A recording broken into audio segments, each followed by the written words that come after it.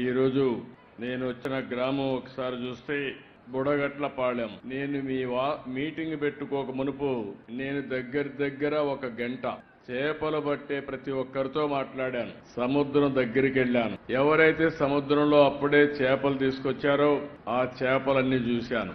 అయితే ఇప్పటికే లేట్ అయింది కాబట్టి చాలా చేపలు చనిపోయే పరిస్థితి. అడిగాను, బ్రతికి తీసుకొస్తారా లేకుంటే కొన్ని చనిపోతాయంటే 2 విధాలుగా ఉంటుందని వాళ్ళు చెప్పారు. నాకు ఎక్కడైతే పోలీస్ అయితే స్వాగతం పలికాడు. మొట్టమొదటిసారిగా నేను వస్తానే మీ ఊర్లో స్వాగతం పలికింది పోలీస్ స్వాగతం పలికాడు. పోలీస్ ఎట్లయితే బందోబస్తుగా వస్తారో దానికంటే సమర్థవంతంగా అన్ని నాకు ఎక్స్ప్లెయిన్ చేశాడు, మీ సమస్యలన్నీ. అక్కడి నుంచి నేరుగా మీ కష్టాలన్నీ కూడా విన్నాను. ఆ కష్టాలన్నీ విన్న తర్వాత కొంతమంది ఆడబిడ్డలు ఎండు చేపల్ని ఏ విధంగా తయారు చేస్తారో అది కూడా చూశాను.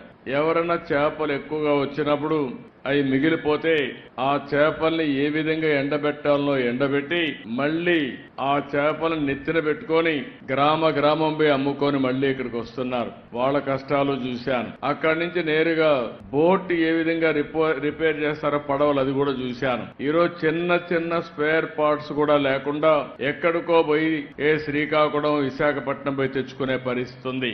ఇంకో పక్కనే చేపలన్నీ వచ్చినప్పుడు పట్టుకుని తీసుకుని ఎవరైతే అమ్ముతారో అది కూడా చూశాను. వాళ్ళకు కూడా చాలటువంటి ఈ యొక్క ఐస్ బాక్సులు ఉండడం, దానివల్ల కూడా ఇబ్బందులు. ఇక్కడ చేసిన తర్వాత ఎక్కడ మార్కెట్ లో రేటు బాగుంటే అక్కడ అమ్మే పరిస్థితికి వస్తున్నారు. మీరందరూ కూడా పేదవాళ్ల కష్టాలు చూశాను. మీరు మామూలుగా అయితే బోటు మీరు తీసుకుని ప్రాణానికి కూడా భయపడకుండా రాత్రి 1 గంటకు బయలుదేరి సముద్రంలోకి వెళ్తున్నారు. ఓసారి సముద్రంలో అల్లకల్లోలాలు వచ్చినప్పుడు గాని, బాగా అలలు పెరిగినప్పుడు గాని, ఒకప్పుడైతే అలర్ట్ సిస్టమ్ కూడా ఉండేది కాదు.